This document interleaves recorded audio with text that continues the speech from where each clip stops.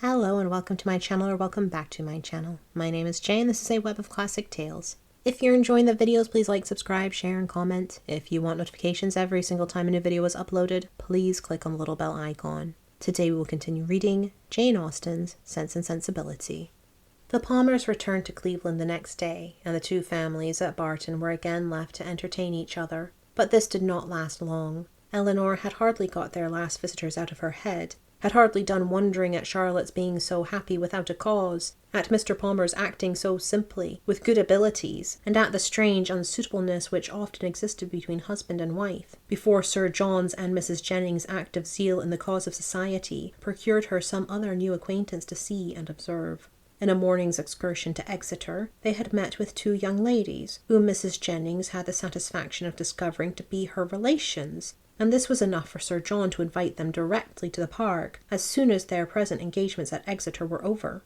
Their engagements at Exeter instantly gave way before such an invitation, and Lady Middleton was thrown into no little alarm on the return of Sir John by hearing that she was very soon to receive a visit from two girls whom she had never seen in her life, and whose elegance, whose tolerable gentility even, she could have no proof, for the assurance of her husband and mother on that subject went for nothing at all. Their being her relations, too, made it so much the worse, and Mrs. Jennings' attempts at consolation were therefore unfortunately founded when she advised her daughter not to care about their being so fashionable, because they were all cousins and must put up with one another. As it was impossible, however, not to prevent their coming, Lady Middleton resigned herself to the idea of it, with all the philosophy of a well-bred woman, contenting herself with merely giving her husband a gentle reprimand on the subject 5 or 6 times every day. The young ladies arrived. Their appearance was by no means ungenteel or unfashionable. Their dress was very smart, their manners very civil. They were delighted with the house, and in raptures with the furniture, and they happened to be so dotingly fond of children that Lady Middleton's good opinion was engaged in their favour before they had been an hour at the park. She declared them to be very agreeable girls indeed, which for her ladyship was enthusiastic admiration. Sir John's confidence in his own judgment rose with this animated praise, and he set off directly for the cottage to tell the Miss Dashwoods of the Miss Steeles' arrival, and to assure them of their being the sweetest girls in the world. From such commendation as this, however, there was not much to be learned. Elinor well knew that the sweetest girls in the world were to be met with in every part of England, under every possible variation of form, face, temper, and understanding. Sir John wanted the whole family to walk to the park directly and look at his guests. Benevolent, philanthropic man, it was painful to him even to keep a third cousin to himself. "Do come now," said he. "Pray come. You must come. I declare you shall come. You can't think how you will like them. Lucy is monstrous pretty, and so good-humoured and agreeable. The children are all hanging about her already, as if she was an old acquaintance, and they both long to see you of all things, for they have heard at Exeter that you are the most beautiful creatures in the world, and I have told them it is all very true, and a great deal more. You will be delighted with them, I am sure. They have brought the whole coach full of playthings for the children. How can you be so cross as not to come? Why, they are your cousins, you know, after a fashion. You are my cousins, and they are my wife's, so you must be related." But Sir John could not prevail. He could only obtain a promise of their calling at the park within a day or two, and then left them in amazement at their indifference, to walk home and boast anew of their attractions to the Miss Steeles, as he had been already boasting of the Miss Steeles to them. When their promised visit to the park and consequent introduction to these young ladies took place, they found in the appearance of the eldest, who was nearly 30, with a very plain and not a sensible face, nothing to admire, but in the other, who was not more than 2 or 3 and 20, they acknowledged considerable beauty. Her features were pretty, and she had a sharp, quick eye and a smartness of air, which, though it did not give actual elegance or grace, gave distinction to her person. Their manners were particularly civil, and Elinor soon allowed them credit for some kind of sense when she saw with what constant and judicial attention they were making themselves agreeable to Lady Middleton. With her children they were in continual raptures, extolling their beauty, courting their notice, and humouring their whims, and such of their time as could be spared from the importunate demands which this politeness made on it was spent in admiration of whatever her ladyship was doing, if she happened to be doing anything, or in taking patterns of some elegant new dress, in which her appearance the day before had thrown them into unceasing delight. Fortunately for those who pay their court through such foibles, A fond mother, though in pursuit of praise for her children, the most rapacious of human beings, is likewise the most credulous. Her demands are exorbitant, but she will swallow anything, and the excessive affection and endurance of the Miss Steeles towards her offspring were viewed therefore by Lady Middleton without the smallest surprise or distrust. She saw with maternal complacency all the impertinent encroachments and mischievous tricks to which her cousins submitted. She saw their sashes untied, their hair pulled about their ears, their work-bags searched, and their knives and scissors stolen away, and felt no doubt of its being a reciprocal enjoyment. It suggested no other surprise than that Eleanor and Marianne should sit so composedly by, without claiming a share in what was passing. "John is in such spirits today," said she, on his taking Miss Steeles's pocket-handkerchief, and throwing it out of window. "He is full of monkey tricks." And soon afterwards, on the second boy's violently pinching one of the same lady's fingers, she fondly observed, "How playful William is! And here's my sweet little Anna Maria," she added, tenderly caressing a little girl of 3 years old, who had not made a noise for the last 2 minutes. "And she is always so gentle and quiet. Never was there such a quiet little thing." But unfortunately, in bestowing these embraces, a pin in her ladyship's headdress slightly scratched the child's neck, produced from this pattern of gentleness such violent screams as could hardly be outdone by any creature professedly noisy. The mother's consternation was excessive, but it could not surpass the alarm of the Miss Steeles, and everything was done by all three, in so critical an emergency, which affection could suggest as likely to assuage the agonies of the little sufferer. She was seated in her mother's lap, covered with kisses, her wound bathed with lavender water by one of the Miss Steeles, who was on her knees to attend her, and her mouth stuffed with sugar plums by the other. With such a reward for her tears, the child was too wise to cease crying. She still screamed and sobbed lustily, kicked her 2 brothers for offering to touch her, and all their united soothings were ineffectual till Lady Middleton, luckily remembering that in a scene of similar distress last week, some apricot marmalade had been successfully applied for a bruised temple. The same remedy was eagerly proposed for this unfortunate scratch, and a slight intermission of screams in the young lady on hearing it gave them reason to hope that it would not be rejected. She was carried out of the room, therefore, in her mother's arms, in quest of this medicine, and as the 2 boys chose to follow, though earnestly entreated by their mother to stay behind, the 4 young ladies were left in a quietness which the room had not known for many hours. "Poor little creatures," said Miss Steele as soon as they were gone. "It might have been a very sad accident." "Yet I hardly know how," cried Marianne, "unless it had been under totally different circumstances.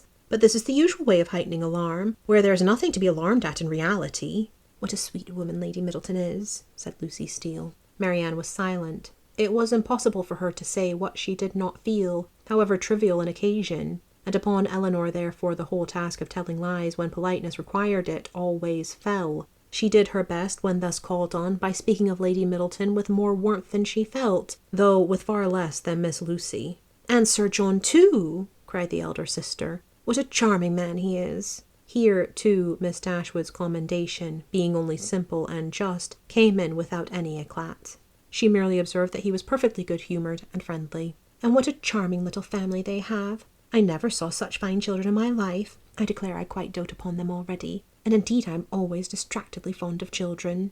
"I should guess so," said Eleanor with a smile, "from what I have witnessed this morning." "I have a notion," said Lucy, "that you think the little Middletons are rather too much indulged. Perhaps they may be the outside of enough, but it is so natural in Lady Middleton, and for my part I love to see children full of life and spirits. I cannot bear them if they are tame and quiet." "I confess," replied Eleanor, "that while I am at Barton Park, I never think of tame and quiet children with any abhorrence." A short pause succeeded this speech, which was first broken by Miss Steele, who seemed very much disposed for conversation, and who now said rather abruptly, "And how do you like Devonshire, Miss Dashwood? I suppose you were very sorry to leave Sussex?" In some surprise at the familiarity of this question, or at least of the manner in which it was spoken, Eleanor replied that she was. "Norland is a prodigious beautiful place, is not it?" added Miss Steele. "We have heard Sir John admire it excessively," said Lucy, who seemed to think some apology necessary for the freedom of her sister. "I think everyone must admire it," replied Eleanor, "whoever saw the place, though it is not to be supposed that anyone can estimate its beauties as we do. And had you a great many smart beaux there? I suppose you have not so many in this part of the world. For my part, I think they are a vast addition always." "But why should you think," said Lucy, looking ashamed of her sister, that there are not as many genteel young men in Devonshire as Sussex? Nay, my dear, I'm sure I don't pretend to say that there aren't. I'm sure there's a vast many smart beaux in Exeter. But you know, how could I tell what smart beau there might be about Norland? And I was only afraid the Miss Dashwoods might find it dull at Barton, if they had not so many as they used to have. But perhaps you young ladies may not care about the beaux, and had as lief be without them as with them. For my part, I think they are very vastly agreeable, provided they dress smart and behave civil. But I can't bear to see them dirty and nasty. Now there's Mr. Rose at Exeter, a prodigious smart young man, quite a beau, clerk to Mr. Simpson, you know. And yet if you do but meet him of a morning, he is not fit to be seen. I suppose your brother was quite a beau, Miss Dashwood, before he married, as he was so rich. Upon my word, replied Eleanor, I cannot tell you, for I do not perfectly comprehend the meaning of the word. But this I can say, that if he ever was a beau before he married, he is one still, for there is not the smallest alteration in him. Oh dear, one never thinks of married men's being beaux. They have something else to do. Gracious Anne, cried her sister, you can talk of nothing but beaux. You will make Miss Dashwood believe you think of nothing else. And then, to turn the discourse, she began admiring the house and the furniture. This specimen of the Miss Steeles was enough. The vulgar freedom and folly of the eldest left her no recommendation, and as Eleanor was not blinded by the beauty or the shrewd look of the youngest, to her want of real elegance and artlessness, she left the house without any wish of knowing them better. Not so the Miss Steeles. They came from Exeter, well provided with admiration for the use of Sir John Middleton, his family, and all his relations, and no niggardly proportion was now dealt out to his fair cousins, whom they declared to be the most beautiful, elegant, accomplished, and agreeable girls they had ever beheld, and with whom they were now particularly anxious to be better acquainted. And to be better acquainted, therefore, Eleanor soon found was their inevitable lot, for as Sir John was entirely on the side of the Miss Steeles, their party would be too strong for opposition, and that kind of intimacy must be submitted to, which consists of sitting an hour or two together in the same room almost every day. Sir John could do no more, but he did not know that any more was required. To be together was, in his opinion, to be intimate, and while his continual schemes for their meeting were effectual, he had not a doubt of their being established friends. To do him justice, he did everything in his power to promote their unreserve by making the Miss Steeles acquainted with whatever he knew or supposed of his cousin's situations in the most delicate particulars. And Eleanor had not seen them more than twice before the eldest of them wished her joy on her sister's having been so lucky as to make a conquest of a very smart beau since she had come to Barton. "'Twill be a fine thing to have her married so young, to be sure," said she. "And I hear he is quite a beau, and prodigious handsome. And I hope you may have as good luck yourself soon. But perhaps you may have a friend in the corner already." Eleanor could not suppose that Sir John would be more nice in proclaiming his suspicions of her regard for Edward than he had been with respect to Marianne. Indeed, it was rather his favourite joke of the two, as being somewhat newer and more conjectural. And since Edward's visit, they had never dined together without his drinking to her best affections, with so much significancy and so many nods and winks as to excite general attention.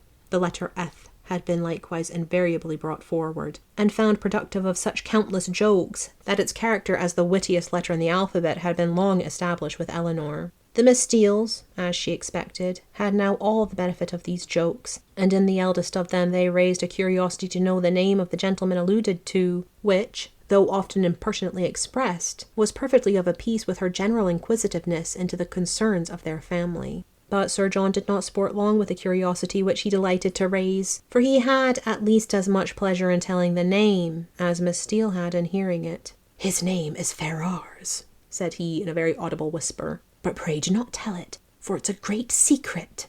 "Ferrars," repeated Miss Steele. "Mr. Ferrars is the happy man, is he? What, your sister-in-law's brother, Miss Dashwood? A very agreeable young man, to be sure. I know him very well." "How can you say so, Anne?" cried Lucy, who generally made an amendment to all her sister's assertions. "Though we have seen him once or twice at my uncle's, it is rather too much to pretend to know him very well." Eleanor heard all this with attention and surprise. And who was this uncle? Where did he live? How came they acquainted? She wished very much to have the subject continued, though she did not choose to join in it herself, but nothing more of it was said. And for the first time in her life, she thought Mrs. Jennings deficient either in curiosity after petty information, or in a disposition to communicate it. The manner in which Miss Steele had spoken of Edward increased her curiosity, for it struck her as being rather ill-natured. and suggested the suspicion of that lady's knowing or fancying herself to know something to his disadvantage. But her curiosity was unavailing, for no farther notice was taken of Mr. Ferrars's name by Miss Steele when alluded to, or even openly mentioned by Sir John. Thank you for listening. This has been Jane Austen's Sense and Sensibility, Chapter 21. I've been Jay. This has been a Web of Classic Tales. Please like, subscribe, share, comment, click the bell icon for notifications. I hope you're having a fantastic day. Have a nice life, and I'll see you next time.